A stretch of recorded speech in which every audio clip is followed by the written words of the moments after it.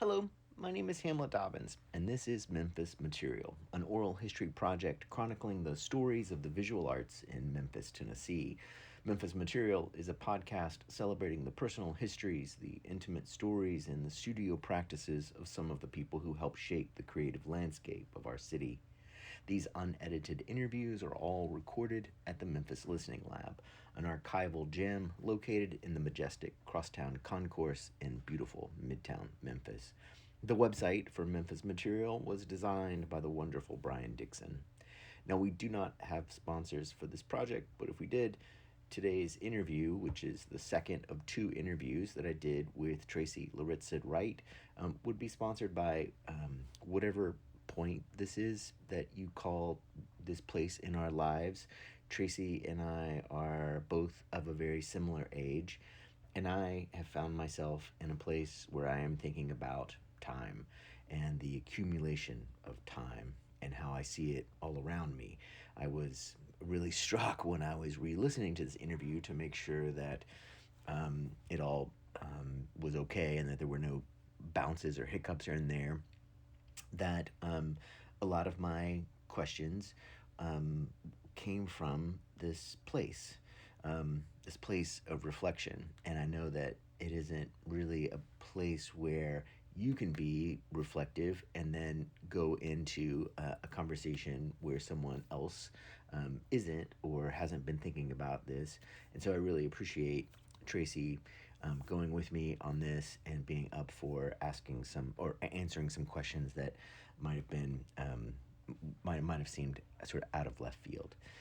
This interview is not super long. It felt like there were a few things that we didn't get to in the previous interview. And then these two interviews were recorded about 10 months apart.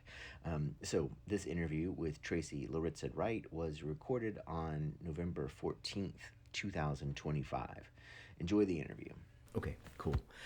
So today is Friday, November 14th. We're here for part 2 with Tracy Lauritzen Wright.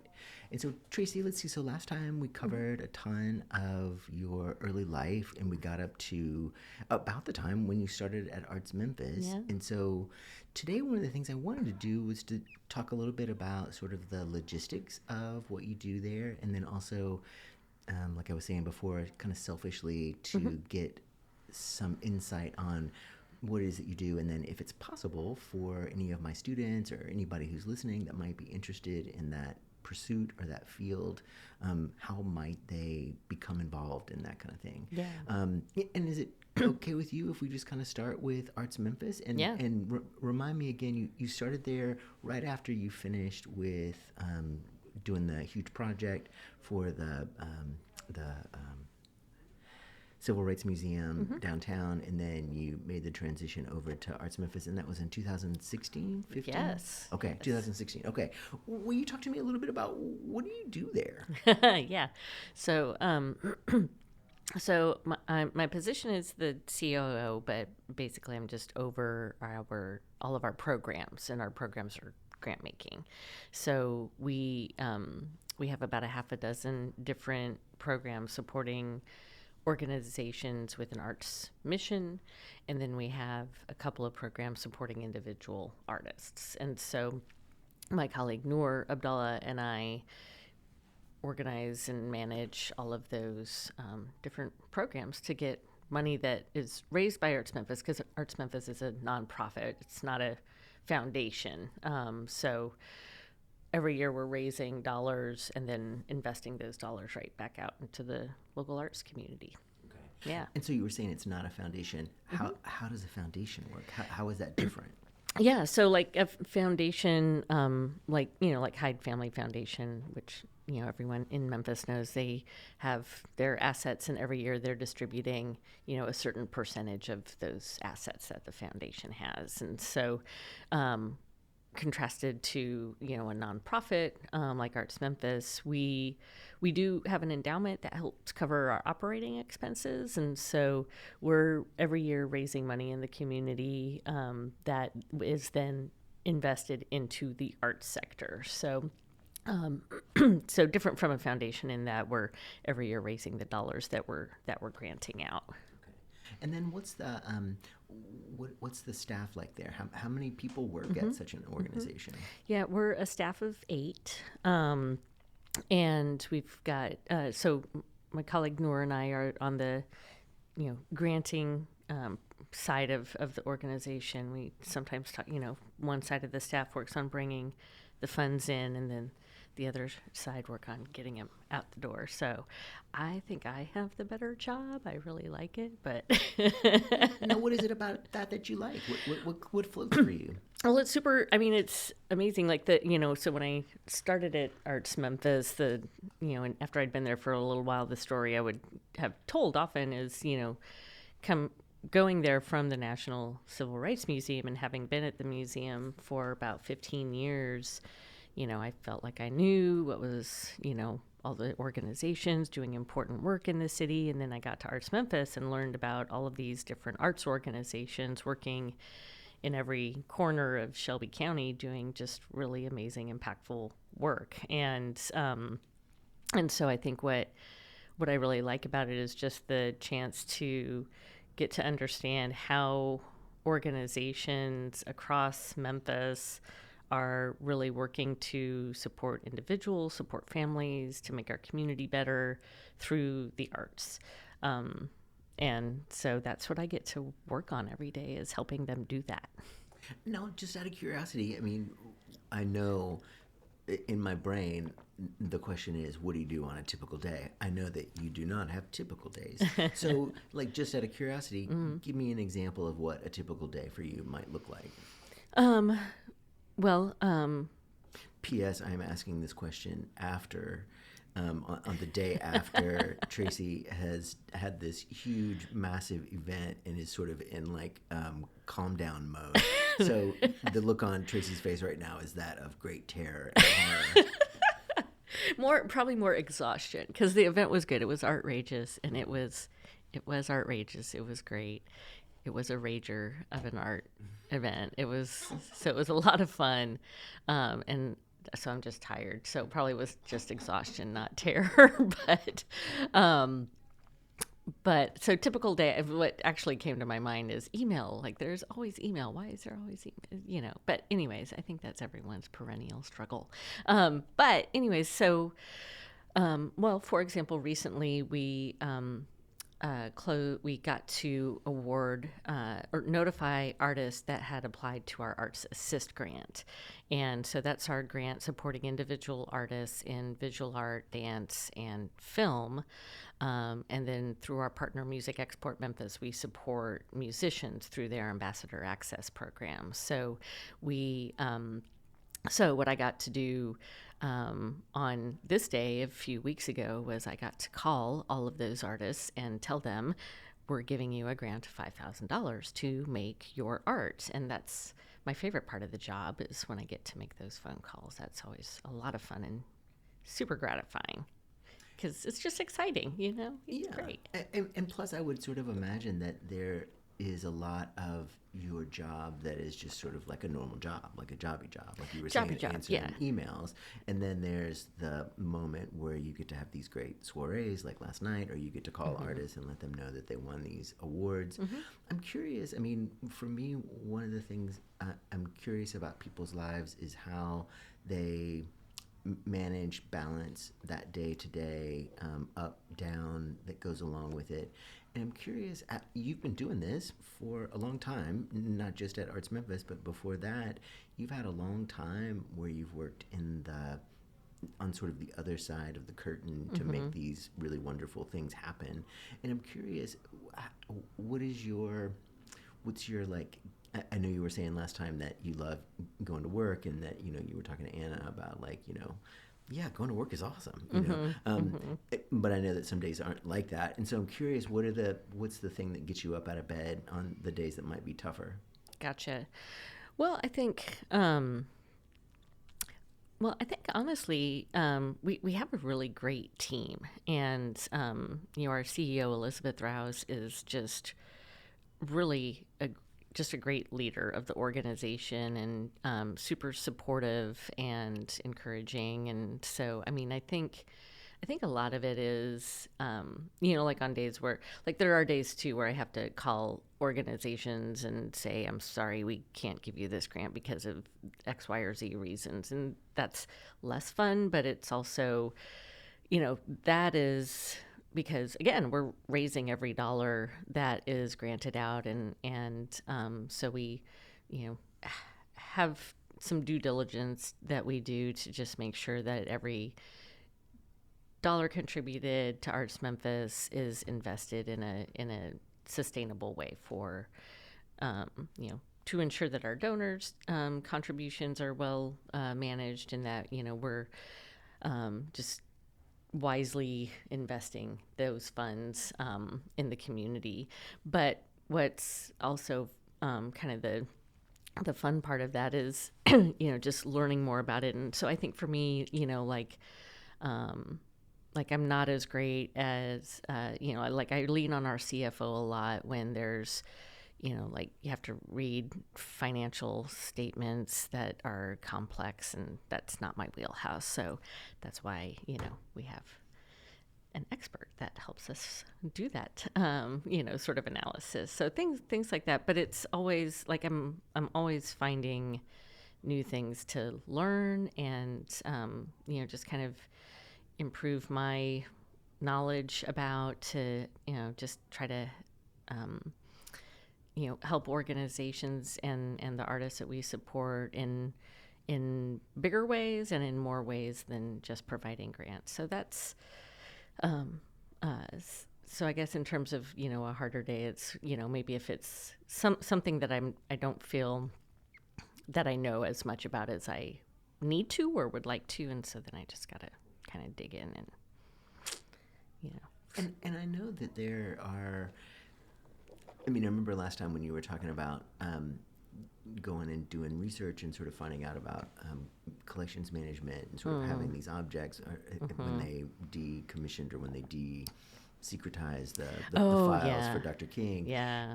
And so I know there is a huge infrastructure for museums and for nonprofit organizations that are like that. And I'm curious, like for you, what are there other cities? I would imagine that there might be other cities that Memphis would look at in terms of like things that people are doing right, things that could be better for us. I'm curious how you guys see that. Yeah. And yeah, that's a great question.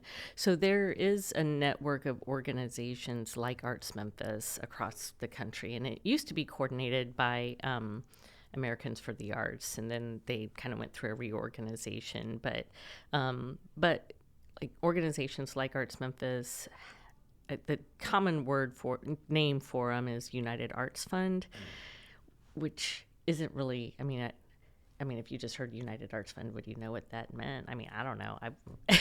I don't know that it's very descriptive. Or, an intermediary is another term that's used that I also don't think is very descriptive to kind of capture that, because essentially we're, the intermediary between the contributor and the fund recipient. So we're,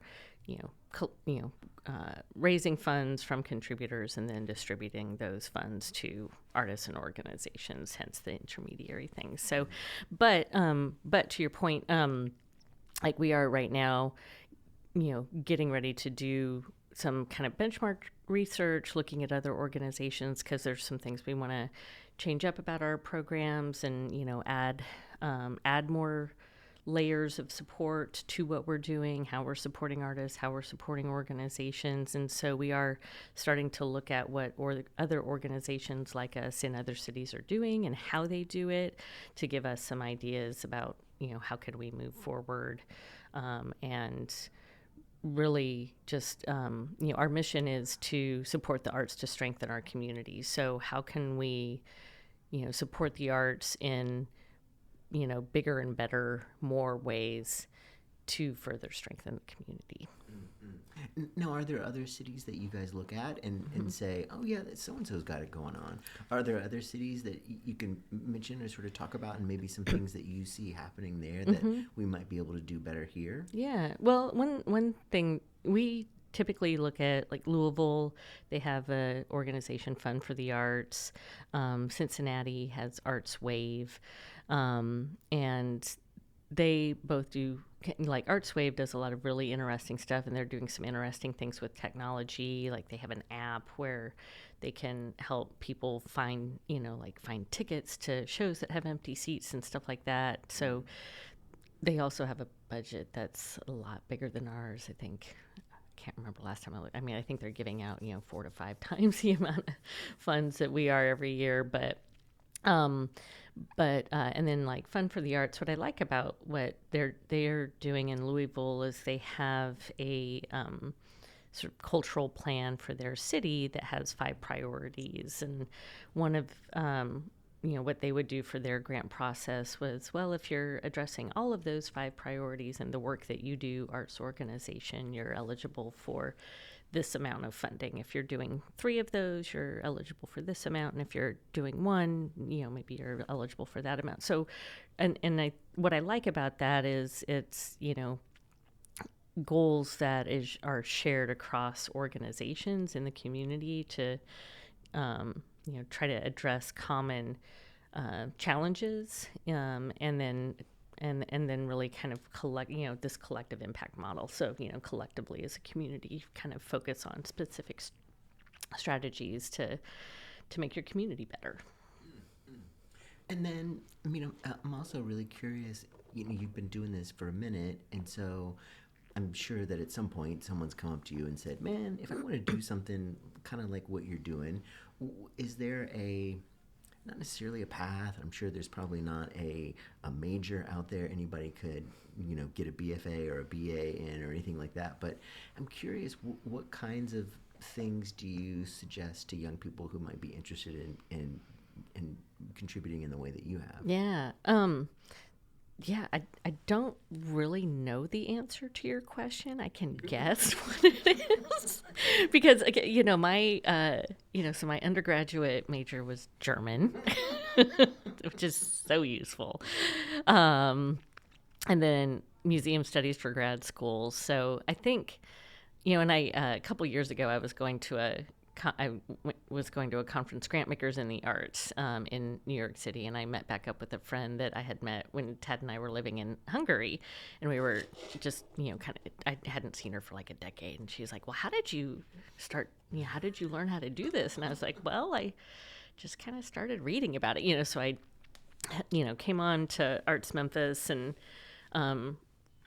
really just, started looking at other organizations and, read a bunch of white papers and kind of learned about, grant making through, what people were writing about and how to, the time when I joined, there was a big effort in kind of changing from this old model of supporting, just the big old arts organizations to supporting, really the full spectrum of arts organizations in a community. And so, so for me, I think it was just kind of looking at what was happening in other places and also just kind of understanding, the landscape of the Memphis community.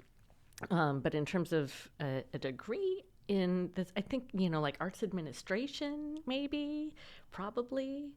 That to me seems maybe the most logical approach to something like that. But I will say internships are, I think, always the best way to start, figuring out if some line of work is what you're interested in or not, But like, so my colleagues at ARTSmemphis, Noor and Colleen, they both were interns with me when I was at the Civil Rights Museum. So internships are also, I think, a great way to kind of build your network. And if you maintain those contacts, can turn into, like we were talking at this event, like the first time I worked together with Colleen and Noor was when we were organizing an event for the Civil Rights Museum when we hosted the Association of African American Museums conference. And I was in charge of organizing that, and Colleen and Noor helped me do that. And so we were at this, Artrageous party yesterday talking how we were, one decade in of doing events together. And so, yep. Internships. Now, thinking about that, I mean, I'm curious. I mean, I would imagine that Arts Memphis probably has internships. Are there internships that you guys have for people who are in institutions? It kind of, I mean, potentially, yeah. It kind of depends on what our capacity is at any given moment. But we had a summer intern and we had a fall intern, and I will say we also had a intern last summer, and she just kind of stayed in touch and would keep getting together. And when we needed some extra help around this event, we called her up and we're like, hey, do you have time to do some work with us? So definitely, I think those internship opportunities are great to, one, get to know the work and what's involved in a particular type of organization or job, and then two, to make those connections, to potentially, help find a job. Like, that's how I got my first job, was through an internship. So then I'm also really curious. I mean, to me, I was glad that we got to talk about you and Tad and Anna in the last meeting, because I know there's a part of our lives that is, we have our jobs and we do our things there, and then there's the other part where we have these connections inside the community. And I mean, and I guess the thing I'm thinking about is that ever difficult to navigate in terms of, like, you are with Tad and how the arts sort of overlap and all of these other things? Does that ever get like in a place where you're like, oh, that's kind of complicated? Less with Arts Memphis than kind of with Delta Access. With that, when I was working directly with visual art, and doing that was just kind of stressful at times, and but I think with this, it's not really ever stressful in that way. I mean, there's things like Tad can't apply to our Arts Assist grant because that's conflict of interest, right? So stuff like that. But that's just a kind of given. So that's kind of the only thing about it, I think that, but I think too, in terms of, just kind of coming back to the work environment, I think this is, working at Arts Memphis has been like the most flexible and understanding place I've ever worked for, family needs and family life and all those things that you need to do. And so again, I just really kind of credit Elizabeth for creating that really supportive culture that we have at the organization. Because how long has Arts Memphis been around? Yeah, 63 years. Yeah. And what were they called before they were? The Greater Memphis Arts Council. Oh, right. Now, when was that name change? When did they do that shift? I think that was because I think I was at Delta Access when they did that. So I want to say 2006, maybe. Okay. And then also, one of the things I'm super interested in and sort of curious about is, here we are, we're sort of at this stage in our lives. As we sort of go and we keep going and we kind of keep going, I'm curious, what are some things that you, in your mind, I know that sometimes we feel like sort of a burning need to get some things done. I'm not saying we're quite at that point in our lives yet, but I'm curious, what are some things that you sort of think about as you go forward in this job after being there for however many years now? Yeah. Well, I think, as I mentioned, we're kind of, doing some research into, what other organizations, how can we learn from them? What are some, strategies or tactics that other places are implementing to, better utilize their resources for greater effectiveness in terms of supporting organizations and artists. And so that to me is really exciting in terms of just, what can we do, in Memphis, with the myriad challenges that, our community has and people living in our community have, and just thinking about how can we find find more ways to help artists and organizations to address some of those challenges. And again, I think, while art might not be able to, art likely is not going to be able to solve our poverty problem here, but how can art help alleviate some of the trauma of poverty and, and just finding really interesting and new ways to help artists and organizations do what they do best, which is create solutions. And so I think like I'm actually I think like next week I think is my 9th anniversary at ARTSmemphis, which I can't believe it's been 9 years. It's kind of flown by, but I think it's kind of a point of kind of renewed energy right now, which is pretty exciting. No, you were talking about how the organizations can facilitate change, or how different of some of the different organizations that you guys fund or are able to find ways of impacting the community. And I'm curious, in your 9 years there, have there been some that have sort of stuck out in your brain? I'm sorry, this is sort of a pop quiz time, but are there some that sort of pop out in your brain? And if so, I'm curious about those and how those sort of fit into the landscape. Well, I think Young Actors Guild comes to mind always. They operate in multiple locations. They have the Harriet Performing Arts Center on Lamar at that funky intersection where like 3 streets all cross. And they've been working to provide like performing arts opportunities for youth for 30 plus years, and they have some like stars come out of it. Like they have the one of their students was young Simba in The Lion King that was touring a couple years ago, and then also landed in I think the Michael Jackson production. So anyway, so like really really talented kids, and then but they also have just this really supportive structure for their families and their students. And I believe their statistic is that 98% of their students graduate college. So not just high school. They see them through high school and then they go, but they keep track of them, and 98% of the kids that they're working with graduate from college. So that's a pretty amazing statistic. And then other organizations like Perfecting Gifts, they have a really strong focus on literacy through the arts. And so every summer they do this amazing summer camp where the kids come together, they write a play, they basically do like put together a musical production. So they write the play, they write the music, they perform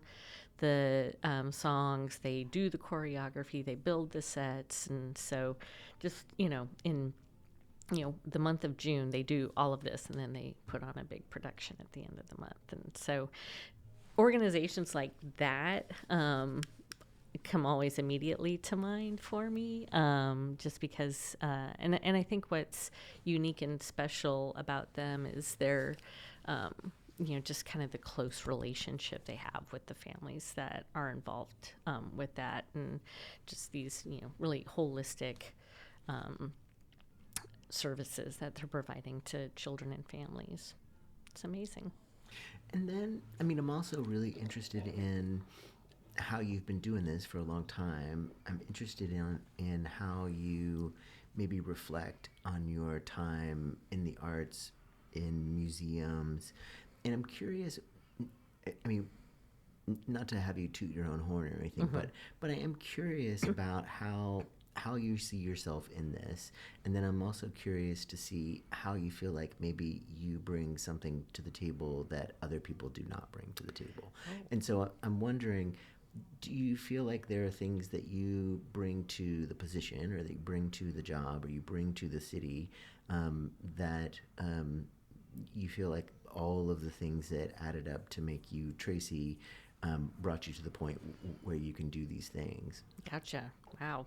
I know I am asking you to toot your own horn, but I am curious about how all of these things add up, you know, how all of these experiences that we have add up and sort of help us do the things that we do. Yeah. No, I appreciate that thought behind it. Well, I think because, and I can't remember if we talked about this last time or not, but I was having some conversation with Anna. Maybe it was around the, going to work thing. And I was like, yeah, I'm excited to go to work. But I was thinking recently, I am pretty proud of the work that I've done in Memphis. You know, the work at the Civil Rights Museum and getting to manage the renovation of the exhibits into what anytime I have a conversation with somebody who might be from out of town, I'm like, it's the best museum of American history, period. So, and I got to have a hand in that. So I'm pretty proud of that. And then the work that I've done at ARTSmemphis, last year we invested $3.4 million in 90 different organizations and artists.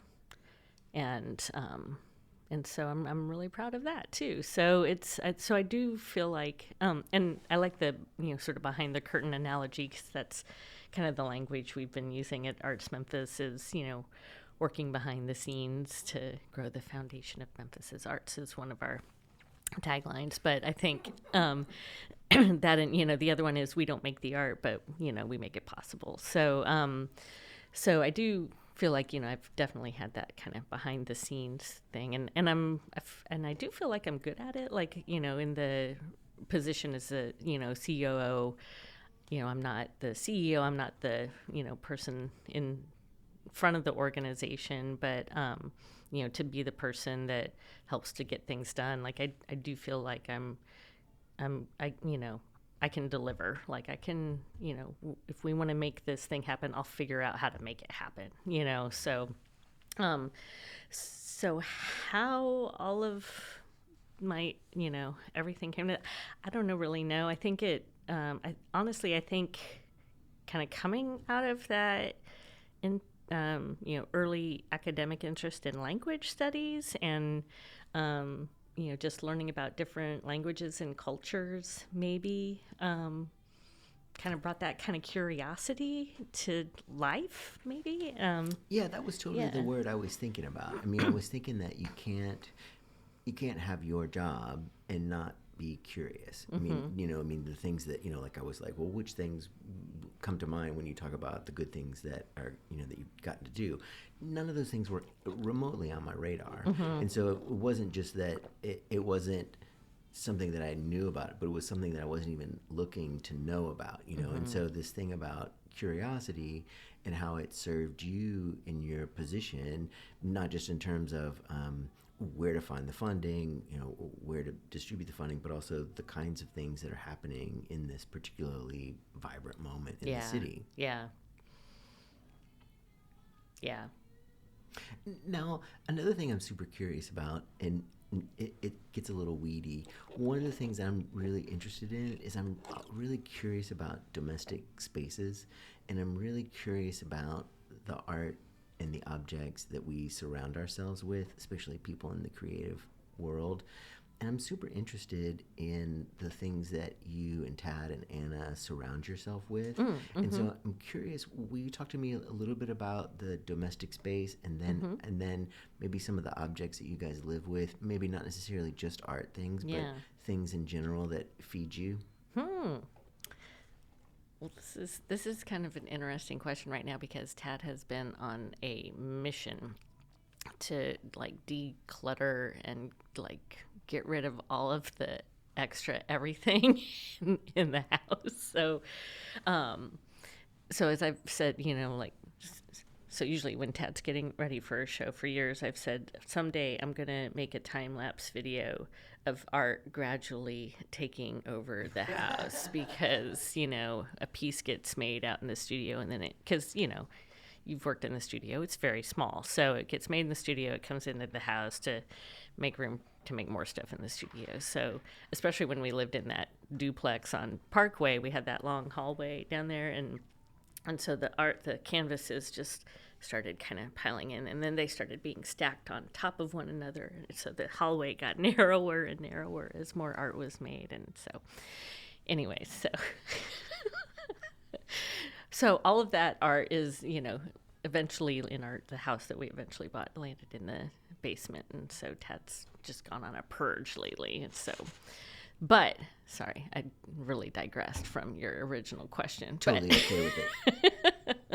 But I guess, Tad and I were talking about this the other day, because we were like, this is not at all like, a typical or traditional house. Like, we have lots of weird stuff in that house, like just really unusual things, like we've got, and I am going to talk about the art for a minute, because I love all the art that we live with. So we got, a Niles Wallace piece up on the doorway. We've got the Greeley Myatt chandelier piece. Wait, what's the Niles piece? We have, he had a show at that place on Central. I can't remember what it was called, but he had made like these small bowls that were kind of half collapsed and glazed only in part. And he had like a whole wall of them, and we bought one of these. It's really cool. We just installed it in a new place in the house, so next time you come over you can see it. But and then we've got a drawing that Anna did of Supergirl, Batgirl, and Wonder Woman up there. We've got a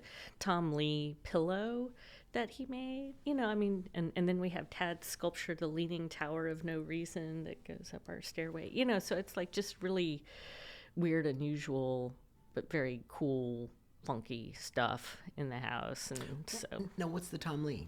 So Tom, I think it was recently when Howard and Teresa were back in town, and they came over, and Tom came up to visit, and he brought Tad a pillow that he had made. This was not long after his wife had passed, and he was embroidering and stuff like that. So we have a pillow that has an embroidered cat on it, which is quite lovely.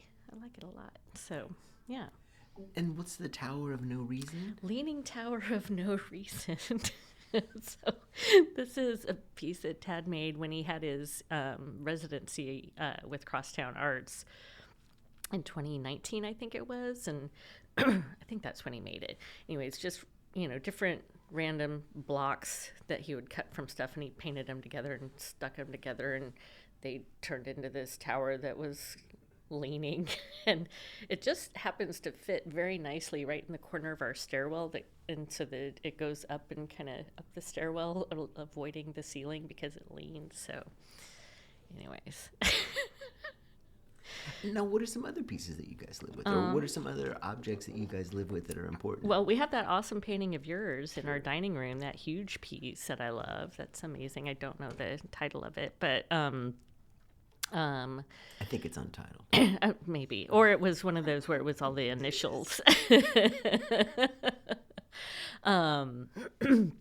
Let's see, what else do we have? We do have a stack of small canvases that Anna made when she was little, anywhere from age 1 to, 5 or 6 probably. So those are fun to look at kind of the evolution of her drawing from when a person was a circle with, straight lines for limbs. And then, to go on where there's one where she called it a safari car, and it was a kind of car looking thing with giraffes and elephants and stuff. So I like that wall.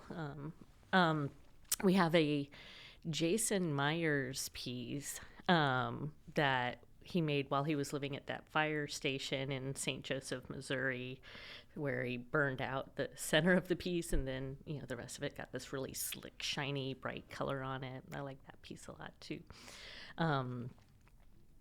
We have a Terry Phillips chandelier-ish made of candy cigarettes, which is great too. And we also have a photograph that she took of Anna for a project she did once, and that's just a lovely picture of our daughter up. So that's kind of the tour of the first floor of our house.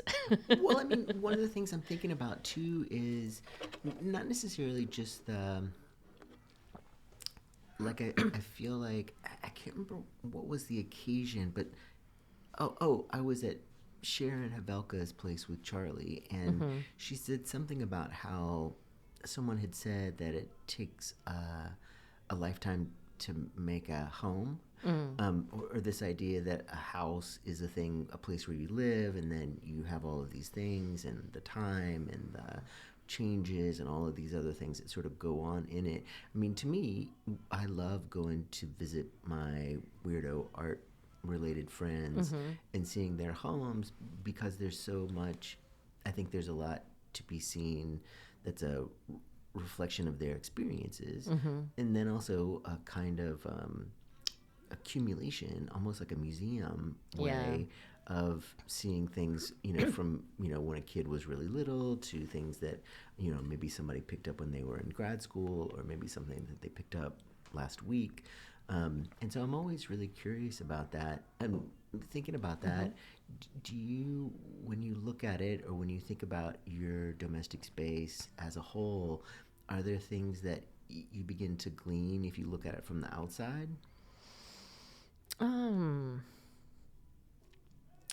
Yeah, I'm not quite sure how to answer that. Like trying to take like a neutral perspective looking in on it. I think you would, like, entering our house, you would definitely think someone creative lived there because, you know, it's just a bunch of things that don't seem like they should ever be in the same place together, but they make for a very interesting, place to hang out, and, watch movies and eat breakfast and Have spicy fried chicken biscuits. Right. But we do now I will say, like, we do also have some Michael Roy pieces that I like. Tad bought one of his mosaics out of his show here across town a couple of years ago, and then he had gotten in touch with Tad and was like, "Hey, don't you have a single line drawing of wrestlers?" And Tad was like, "Yeah." He's like, "You want to trade?" And he was like, "Yeah." And so Michael Roy made us a painting of wrestlers in exchange for Tad's drawing of wrestlers. So I like that a lot too. I'm very fond of Tad's ability to trade artwork with artists. I think we have a great art collection because of that. So Now, you were talking about that being the first floor. What about the second floor? second floor is less arty. But I will say, like, up in our bedroom, we have some old paintings of Tad's. Like, he made this kind of portrait of he and I think when we lived in Lincoln, I've always really liked that painting. So that's in our bedroom. And and then we have another Jason Myers piece up in our bedroom. And then Anna has a painting by Tad's painting professor in undergraduate school, Brad Krieger, in her room. And then she also has up a drawing that my dad made when he was a kid of kids playing baseball, and presumably it's at the ranch where he grew up, because the house kind of looks like the house and all of this. So anyways, that's kind of interesting. And then I'm also really interested in people who have been doing this for a long time. I'm interested in the things that you find feed you or nourish you outside of your regular work. Are there parts of your life that feel like they are things that you do in order to sort of maintain that balance, and then also to feed the, it's not that the things that we do are, backbreaking or particularly difficult, but sometimes it can be really sort of draining. And so I'm curious, what are some things that you think of as being a part of your life that that nourish you and sort of feed you and help you keep going? Well, travel comes to mind off the top. And I think, kind of coming back to that, curiosity of stuff, like, it was important to me that Anna have the experience of, traveling to other countries as soon as we could kind of swing it for her in her life. 'Cause for me, the first time I went to another country was in high school, between my junior and senior years of high school. And so I think she was 8 going on 9 when we took her to Europe for the first time. And I think just like seeing her excitement about it, experiencing things and, and maybe being a little more adventuresome when we're traveling, and, especially like at that age, like with food, we're in Venice and we're getting the calamari from the street vendor, and she's like, I'll try calamari. And, sure. And then, it wasn't like until the next day, what is calamari? I'm like, well, it's squid. And then she's like, really? And then she wasn't freaked out though, because she's eating calamari. She's in Venice, and so she's trying all this new stuff. And so, and so I think she definitely kind of has that, interest in travel. She went to Japan this summer with a school group and all of that. So I'm glad that she kind of has that, itch to travel more. I think that's a great thing. But I think taking trips, taking big trips, I always really like that. And I think it's just, it's always, I think it's a kind of safe way to be kind of at least where we go. Like, we're not going on big adventures we're not going someplace very remote or anything. We're going to cities to go to art museums. So, because when was it? 2022, I think we went to Spain and Portugal, and we were planning our trip, and we went to Madrid to see a painting. We went to Madrid because Guernica was there. But I think, and then when we, don't take a big trip to another, continent or anything like that, just always taking some kind of summer vacation somewhere, that's important to me. And I think just going someplace different, is always good. My friend T, who works at the Civil Rights Museum, that's where we met. Her thing is every year she tries to go someplace new. So she's like, go someplace new, try something different every year. Now, what about your everyday life? I mean, going to Paris and Portugal and Madrid, all those are good. Super good. But not in the everyday sense. Yeah. Are there things that are a part of your routine that are important for your sense of balance? Well, I guess I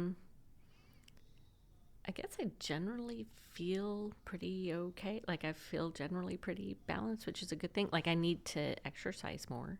I need to do that. But like, I have, my habit is that, in the mornings I go walking with some friends in the neighborhood. So, I'll get up, we meet up at 6 a.m., we go for a walk, so that's one thing I do most days. Sometimes I'll wake up and I'm really tired, and so I don't go. But, most days I try to do that. And so that's something that's become important to me to do that and have that practice, one, just to, get moving in the day and get the day started early.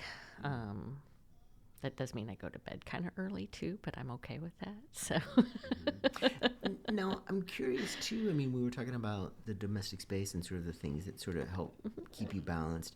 I know a part of our motivation too can be thinking about what's next. When you think about what's next for you, what comes to mind? Yeah. Well, honestly, like, I'm cool being at ARTSmemphis, and like, if this is my last job of my career, I'm good with that. I wasn't going to say, Tracy, can you drop the big news? You're moving to New York to be the curator for the Whitney or anything.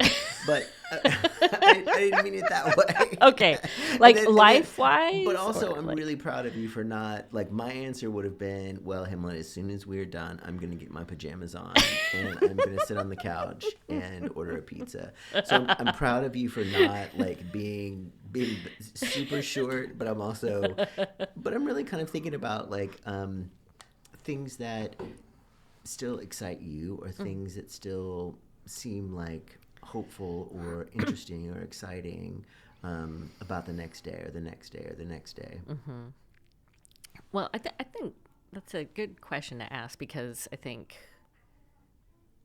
I think there's been a lot of days so far this year where it's maybe hard to be hopeful, just because of the, political and cultural situation that's going on in our world. But I think,